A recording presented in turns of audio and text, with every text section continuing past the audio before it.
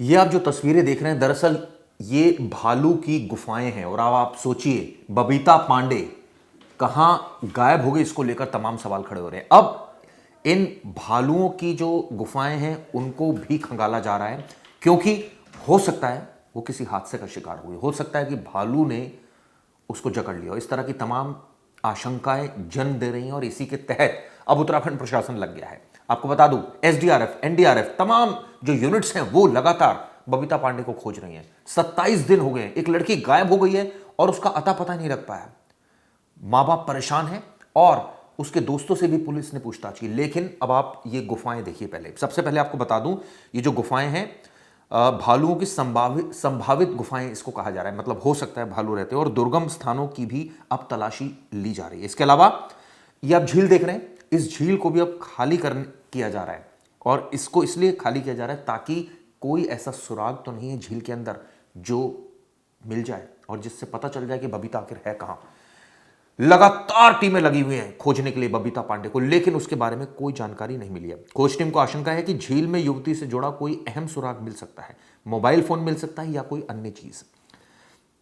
लगभग 7.5 फीट गहरी है ये और करीब 50 मीटर से अधिक चौड़ी है। ये जो झील है इसका पानी निकालने का निर्णय लिया गया और आप सोचिए, वाटर पंप लगा दिए गए, इसका पानी निकाला जा रहा है ताकि क्या पता कोई सुराग मिल जाए।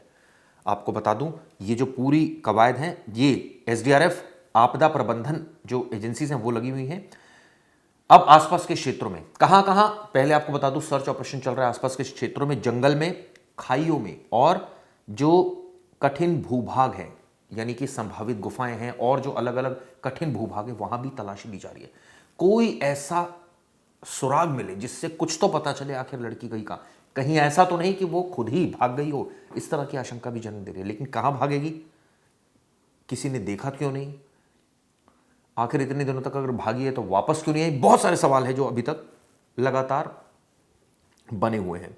अब आपको इसमें मैं कुछ और बता दूं, आपको याद होगा दयारा बुग्याल, ये एक जगह है जो उत्तराखंड में है, जंगल है, यहीं से युवती गायब हुई थी। और उसके बाद अब कई सारी कवायदें की जा रही हैं। एक बार आपको दोबारा तस्वीर दिखाता हूं, ये देखिए, ये वो तस्वीरें जो भालू की संभावित गुफाएं हैं। अब आपको सिलसिलेवार तरीके से बताता हूं कि इस केस में अभी तक क्या क्या हुआ है, पुलिस कहां तक पहुंची है और एजेंसीज कहां तक पहुंची है। बबीता पांडे उत्तराखंड के नैनीताल जिले की रहने वाली थी और आपको बता दूं, एमबीए की छात्रा है। अपने 2 दोस्तों के साथ जाती है 2026 के अंत में अपने 2 दोस्तों के साथ उत्तरकाशी, ये उत्तराखंड में ही है। प्रसिद्ध है दयाला बुग्याल ट्रैक, जो ट्रैकिंग है काफ़ी सुंदर है, जंगल है। इस ट्रैक में जाती है ट्रैकिंग करने के उद्देश्य से। 25 मई को अपने दोस्तों के साथ देहरादून पहुंची सबसे पहले वो। इसके बाद उन्होंने हर्षिल और गंगोत्री क्षेत्र का दौरा किया, ये 2 अलग अलग जगहों पर। 28 तारीख को कई तस्वीरें भी आई है बबीता की। 28 को तीनों रायथल गांव पहुंचे। रायथल एक गांव है, यहीं का अंतिम सीसीटीवी फुटेज भी सामने है जिसमें दिखाई दिए तीनों।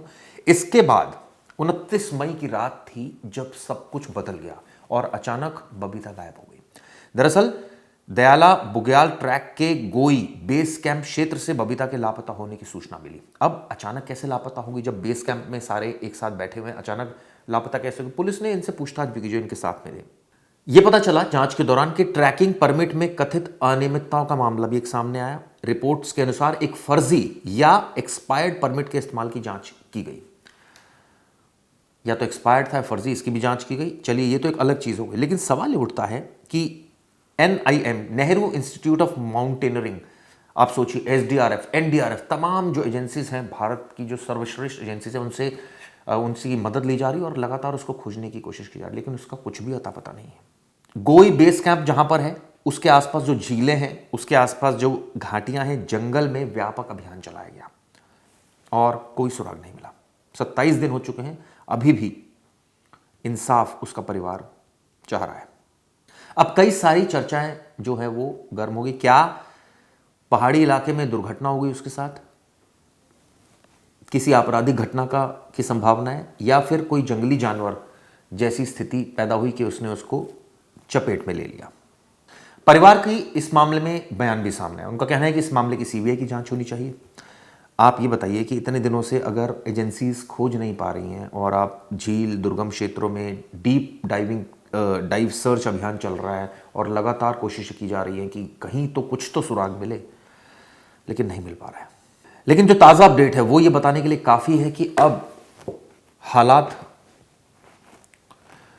काफ़ी क्रिटिकल है और यही वजह है कि एजेंसीज चाहती है कि कोई भी ऐसी चीज़ ना हो कि कल को उनके ऊपर सवाल खड़ा हो, इसलिए एक एक चीज़ का सर्च किया जा रहा है। जाहिर है इसमें वक्त भी लगता है और ऐसे में संसाधनों का भी इस्तेमाल किया जाता है। चलिए उम्मीद करते हैं इस मामले में कुछ तो सुराग मिलेगा। बबीता जिंदा है या उसकी मौत हो गई है या क्या हुआ है ये तो पता चले। हालांकि हम चाहते हैं, क्राइम तक परिवार पूरा चाहता है कि बबीता ठीक हो, सही सलामत हो, लेकिन कुछ तो खबर आए और प्रशासन इसको लेकर कोई तो जजमेंट दे, कुछ तो बताए, क्योंकि कई सारी ऐसी चीज़ें जिसको लेकर अभी भी जांच जारी है। और ऐसे में ये कहना कि उसके साथ ऐसा हो गया, ऐसा हो गया, ऐसा हो गया, कयासों के अलावा भी कुछ नहीं है, क्योंकि जब तक कुछ ठोस चीज़ सामने नहीं आती तब तक कुछ नहीं कहा जा सकता। आपको एक चीज़ और बताता हूँ, सवाल बहुत सारे उठे हैं। दरअसल 29 मई को वो गोई बेस कैंप में थी, उसके दोस्त भी थे और दोस्तों के मुताबिक बबीता रात के समय कैंप से गायब हो गई और उसका कुछ नहीं आता पता चला। ये कैसे संभव है, रात के समय कोई लड़की गायब हो जाए? क्या कैंप में कोई जानवर घुस गया, क्या वो भाग गई, या कई ऐसी चीज़ें जिसको लेकर अभी भी जांच की जा रही। क्या ये दोनों दोस्त उसके झूठ तो नहीं बोल रहे, इसकी भी जांच की जा रही है। बहुत सारी ऐसी आशंकाएं जो अभी भी फ्लोट कर रही हैं और कैंप से गायब होने का जो रहस्य है वो भी तक बरकरार है। चलिए, इस मामले के आगे जो इन्वेस्टिगेशन है वो भी चल रही है, आगे इसकी जांच कहां तक पहुंची भी बताता हूं आपको।